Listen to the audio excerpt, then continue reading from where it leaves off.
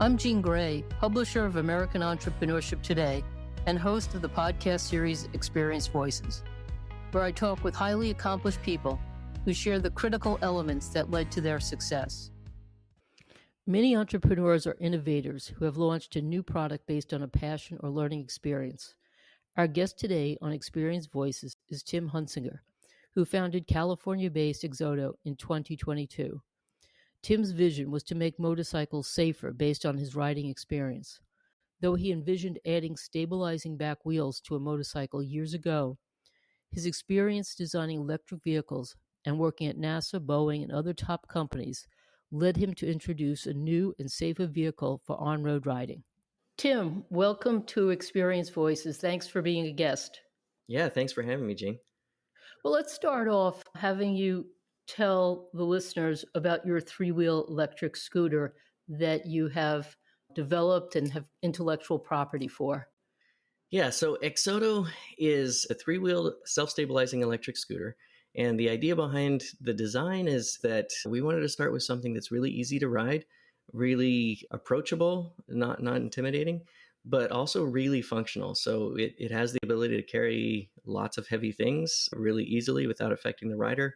Also, it's a super capable vehicle for, 3,000 watt motor. It can go 45 miles an hour, which is fast enough on city streets to be kind of faster than the rest of the vehicles. In California, we can lane split. So you actually are able to go to the front of the line for every light and be able to make it to the next light before everybody else. And yeah, it makes commuting really quick.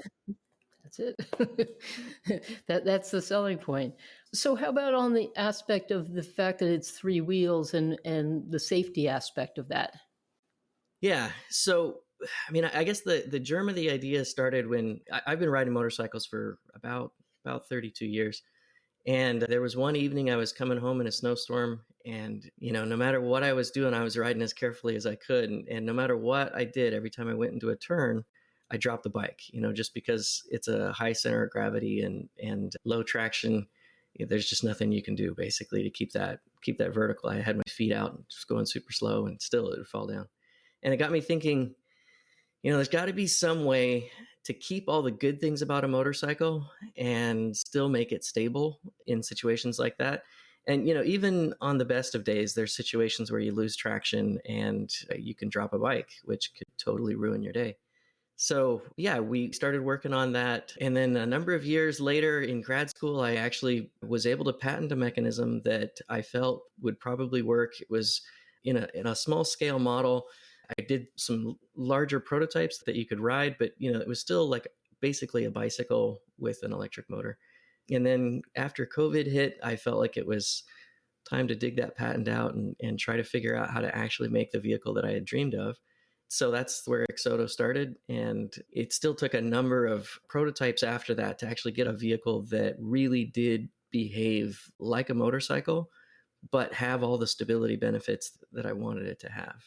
And so, this is, if you count all that this is a number of years in the making, and finally coming up with something that actually works really well it was sort of a labor of love. But in the process, we had over 1,200 people now ride the vehicle. We have a running list of people that have ridden the vehicle. And those test rides were essential to getting a vehicle that really works. And it's really kind of a joy to put people on it now and see their experience, see the face of those people. Sometimes people kind of, oh, it's a scooter, I'm not sure, and then they ride it and then, then they get it. And you can see that kind of process happen on their face and they come away with smiles, which is super gratifying. Do you think that people who would not normally ride motorcycles would be a target audience for the scooter? Yeah, the goal with the company is to remove all the barriers to entry for new riders, but then also keep all the good things that exist in a motorcycle so that experienced riders can actually have a lot of fun with the vehicle too. The main barriers to entry are safety. Getting a motorcycle license is a huge barrier for a lot of new riders. The intimidation factor, insurance, et cetera. All of those things are easier, cheaper, or non-existent with our vehicle. You don't need a motorcycle license to ride it. You do need a driver's license. It is a DOT approved vehicle. It does need insurance, etc. But because it's such a small vehicle, insurance is it's very little. The cost of ownership is very low. It costs a nickel to charge it to go 90 miles, which is pretty incredible. But it is really a capable vehicle too. So really experienced riders can jump on the vehicle. It can do a full 45-degree lean at 5 miles an hour. Low speed maneuverability is really tough on a motorcycle and scooters in general. So this vehicle can keep all of the really fun aspects of riding. Leaning is the thing that makes riding fun for me. And this vehicle can do all those things at speeds that make sense in an urban environment. You're not most motorcycles to get a 45-degree lean. If you ever get a 45-degree lean, it's at 100 miles an hour or more, right? Up in canyons or on a track somewhere. But this will do it at 5 miles an hour. So, you can be just trolling around in the streets and have a lot of fun with it. So you're in production now. So tell the listeners how you moved from prototype to production and their access to buying the scooter. Yeah. So to get a vehicle into manufacturing quickly and cheaply is really, really tough to do. Me and the rest of the team, we've all come from kind of an aerospace and electric motorcycle background. And so we have a lot of experience with basically using commercial off-the-shelf, pre-approved, DOT-approved parts. And we only really needed to innovate the portion that's new, which is the front suspension, rear suspension, and the drivetrain. The scooter portion is a scooter that, it's an electric scooter that you can take to any scooter shop or any bike shop and actually get it worked on. So it's really easy to find places to get work done. It's really easy to find, millions of off-the-shelf parts that you can replace on the vehicle. For instance, the brakes, you can find brakes almost anywhere and replace the brakes. There are a few custom bits on the vehicle, like I said, the front suspension, rear suspension, and those are engineered to be super durable. But it's a huge thing to figure out how to manufacture anything in low volume at a price point that actually meets customer needs. And so the way that we did that is by sourcing really great high quality parts instead of trying to redesign and reinvent everything. There's so many young companies that it seems like they want to build everything from the ground up, custom, and that usually ends up biting them in the butt because it gets really expensive really quickly, and then all the serviceability goes out the window. It's really tough to make something serviceable if it's all custom parts. So can you share a little bit about the trial development experience? Is innovators, inventors come up with an idea and they have to go down that road. Now, you've got a great experience, in the aerospace industry and have worked with top companies. But if you could kind of go in their shoes and say, okay, I have to build a prototype. I have to trial it with who trials it in order to give you legitimate feedback that your idea is really grounded in reality. That's a really good question. So, to start off, I think the biggest mistake that most entrepreneurs or even young startups make is that they feel like they have to get, this huge investment before they can really get started. And what we did is we just figured out what we could do with the money that we had to make a few prototypes and, move the needle. And then as we began selling vehicles, obviously we had enough funding to continue development and be able to move forward. And so that was a really important key for me. The problem is that so many young entrepreneurs, that money doesn't happen right away, in the time scale that they want. And so then they just aren't able to complete their vision or their dream.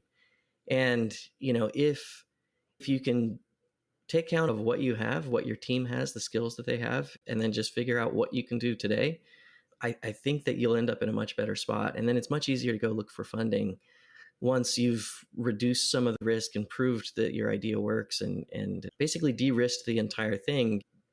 There's a lot more investment opportunity that way. But sometimes you don't need that investment either because you're far enough along. So it sounds like for a designer, product developer, that resourcefulness is a great attribute for them to have if they want to go the bootstrapping entrepreneurial route. Yeah, I say, most entrepreneurs and even early employees in a startup, you need to be a Swiss Army knife, not a scalpel.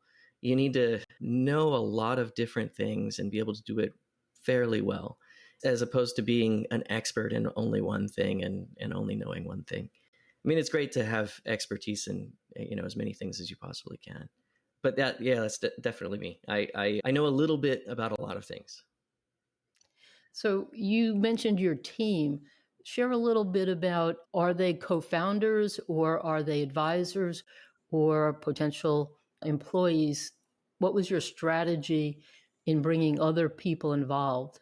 Yeah, so we have a team of 5 right now, which is really small. Most of the work that we've done has been done by our co-founders, and all of us have basically put our own money into the company, and we've bootstrapped to this point.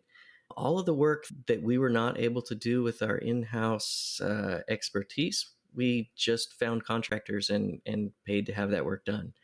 That makes us really lean, makes us able to pivot really quickly and move really quickly as well. So, in areas where we needed to get a lot of design work, we just hired on a number of designers and got the work done really quickly. When we needed more engineering work, we hired on more engineers. But the core team is designers, engineers, and motorcycle riders, and people with past experience in startups. And like I said, we're all kind of Swiss Army knives in the sense that we'll all do each other's jobs, and we know who does what better. But getting something done, and then letting somebody come in and improve on it is much easier than everyone trying to wait for somebody else to get something done. So how did you look at the personality makeup of the team?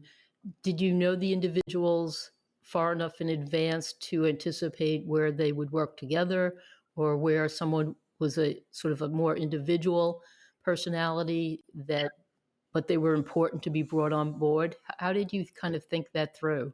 Yeah, it's a good question. Personalities are super important, especially in a startup where you only have 5 people.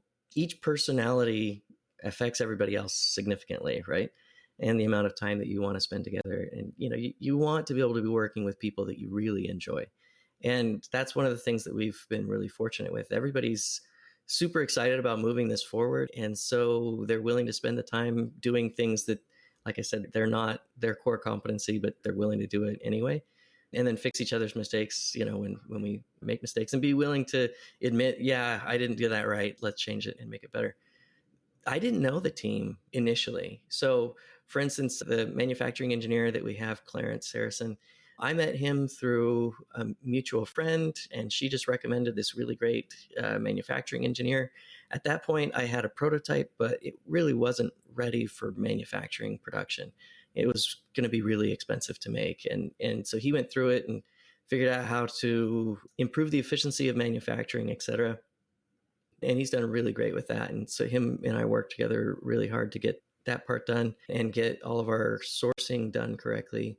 And then with marketing, Diego Cardenas, he's super well known in the electric motorcycle realm, and he just knows everybody, which is really great. He's done a bunch of long distance runs on his electric live wire, and lots and lots of long distance riding. And I just met him at an electric vehicle show, and him and I had a booth together right next to each other, and we ended up talking for a really long time. And after, I think I had known him for about 3 months before I asked him to be part of the team. But yeah, he jumped right on, and that was exciting. The financial people that we have involved, I've known them for a really long time and are really close to me. That's probably the only people in the team that I knew really well previously. So you built a prototype yourself. It was still rough as far as the development, but having that prototype, was that a selling point for building the team then? Yeah. I think for a lot of Americans, it's tough to sell them on the idea of like a really fun, cool scooter until you ride it. And then you're like, oh yeah, that's really fun and a lot cooler than I thought it was going to be. For instance, Diego, he's been riding motorcycles like I have for 30, 40 years, probably a lot longer than I have. And it wasn't until he rode it that he's like, oh, wow, yeah, there's something there. And it is the main selling point of the vehicle, is to get on it and ride it. Anytime that I have somebody that, I frequently get asked the question, why is it a scooter? And, why do I need this? I'm a motorcyclist. I already ride. Why do I need 3 wheels? And I say, jump on it. and then come back and we'll have a conversation after you've ridden it. And after they ride it, it's a totally different conversation because it is like almost self-explanatory. Like once you've ridden it, you're like, oh yeah, I can see how this would fit into my life. If you're a motorcyclist and you're going down to the grocery store, you're not going to take your Ducati. It's just like the wrong tool for that job. You can't carry groceries on a Ducati easily. That's not what it's made for. And in our vehicle, you can. For new riders, they typically can't just jump on a motorcycle and go into traffic safely. It just isn't a safe thing until you've gotten, a lot of experience under your belt to ride in traffic. Our vehicle, people have ridden in traffic with less than 5 minutes of explanation and no experience riding without any accidents at all. We, out of the 1,200 people that we've had ride the vehicle, many have never even ridden a bicycle before. Like they don't know how to balance on a bicycle, and they're able to ride our vehicle and they're able to do it safely. It just changes the way that you ride. This stability mechanism makes a huge difference. And I really feel like that's the future of motorcycling, actually, is to have these active safety mechanisms that make it easier to ride, make it more fun to ride, because you can actually pay attention to riding instead of trying to pay attention to all the gravel and potholes and trying to avoid, slamming on the brakes too hard or accelerating too hard. All of those things, you can just ride the vehicle and you can just enjoy riding the vehicle. Front wheel drive on a vehicle fundamentally changes the way a motorcycle behaves. And if you can just point the power where you want to go and go there, you don't have to worry about high sides and low sides and all the crazy physics of riding a motorcycle, and you can just enjoy riding. Well, it sounds like it's core. There are a lot of people who are designers who are designing things that they actually do not use themselves. And it sounds like what is moving you forward more quickly than others is you've designed something that you've been intimately involved with almost your whole life. And so it shortens the trial and error period. So did you craft a business plan? Because, it's interesting how you built your team, which really came down to really good networking, which is one of the key aspects of being an entrepreneur, especially if you're looking for funding, is to be able to go out and meet people. But did you put anything on paper and formalize it? Yeah. So as far as a business plan, we didn't actually build a complete business plan. We did put together what I would call a pro forma. So basically an Excel spreadsheet of expenses versus costs and vehicle. Basically to come up with our final price. That was how we arrived at our price. Like how basically right now we're selling the vehicle at cost because we are a low volume manufacturer. You kind of have to do that. And so the customer gets a lot more vehicle for their dollar than maybe they would with a much larger company. And that's what you have to do to be able to build a brand and move forward. We did put together a lot of PowerPoint presentations and pitch decks. Initially, we did look for funding as we were moving forward because we weren't sure how to make it to the next step with just what we had. And it seems like every step of the way, when we were right at a point where we were going to take outside investment, something happened that made it so that we didn't need to. And I would call that luck in a lot of ways. Yeah, we put a lot of thought into how to build the company, not just how to build the product. And kind of going back to your earlier question, I spent a lot of time thinking about how to do this in a way that actually made sense and not get trapped in that loop where you have a great idea and you don't have enough funding to actually make that idea happen. And I know that there is probably a point in the not so distant future where we want to scale more rapidly and we probably will take outside investment. But as we are right now, we're growing and we're just moving pace step by step, with our bootstrapping. And I think that's actually maybe another place where a lot of startups get caught is after they do move into the market, they maybe expand too rapidly in the sense that they, increase their overhead very dramatically without actually having the sales to back up that growth. And they get kind of underwater basically and aren't able to meet their debts and then, have to go under. And we've been really careful with how we've grown in a way that allows us to not have to go into debt and not have to increase our overhead too quickly. Have you thought out then if you were to get a great relationship with a dealership or some type of fleet, have you already thought through the production steps? Because you are low volume now, but someone who has the capability of pushing it through a channel for you, they would want to hear that you can ramp up pretty quickly. Yeah, so that's one of the joys of designing the vehicle the way that we've designed it. Basically, the front suspension slots into any scooter that exists with a triple tree. So our front assembly basically slides into the triple tree. The rear assembly connects right where the swing arm used to be on a standard scooter. And so almost any scooter with just a little bit of redesign could take our front and rear assemblies and make the vehicle that we're making now. And like I said, we're not trying to revolutionize the scooter. We're just trying to revolutionize the parts that are bad, the front and rear suspension.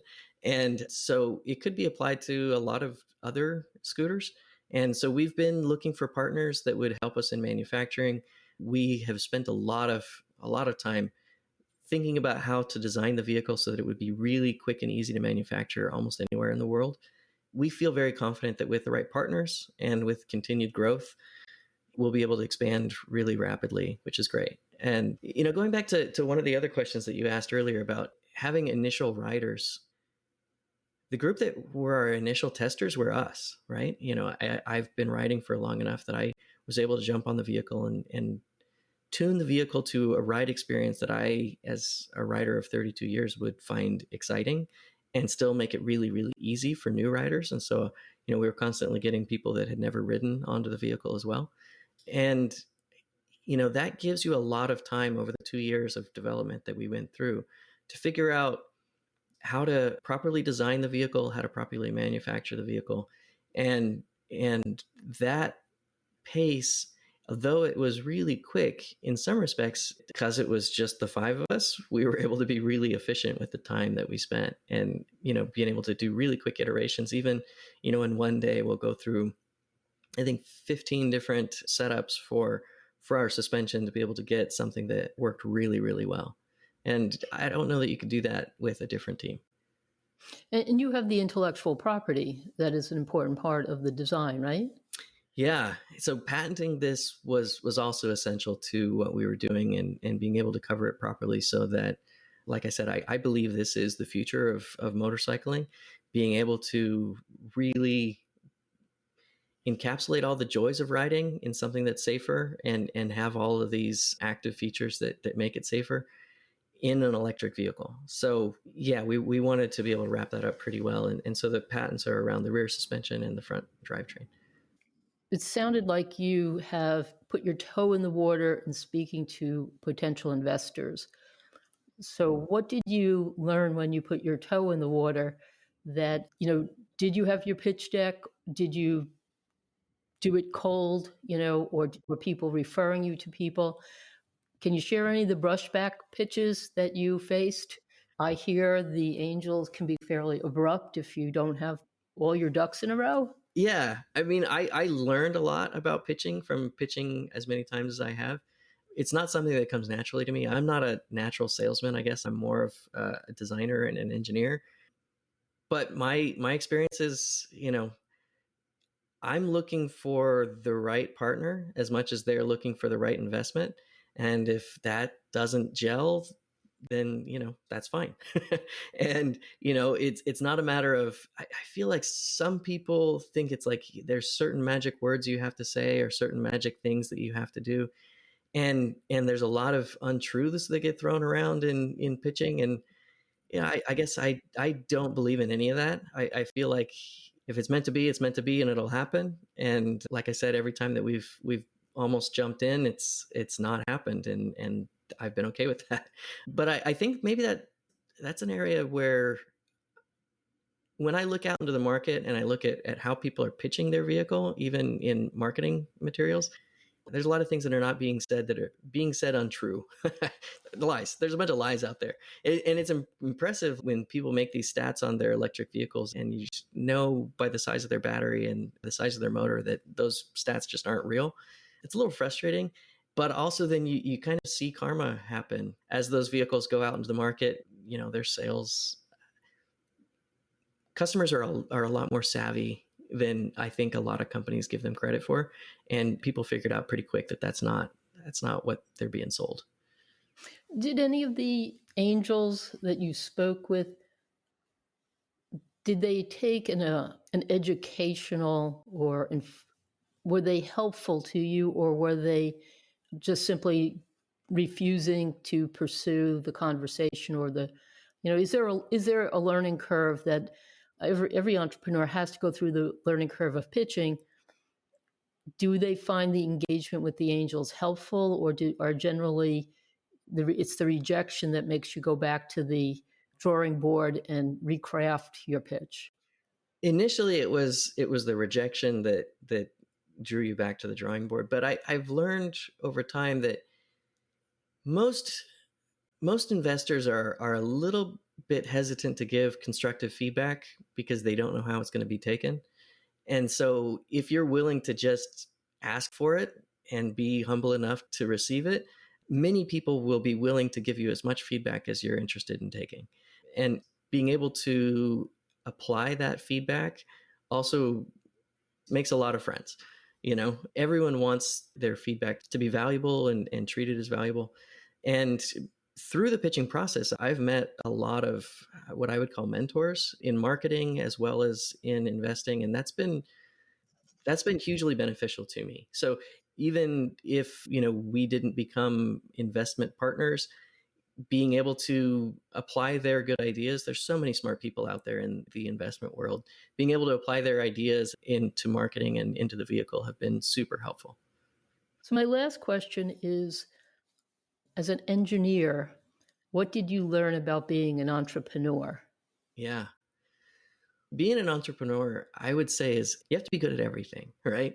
Everything that you're not good at, you either have to cover with someone else who is good at it, or you have to just learn it yourself.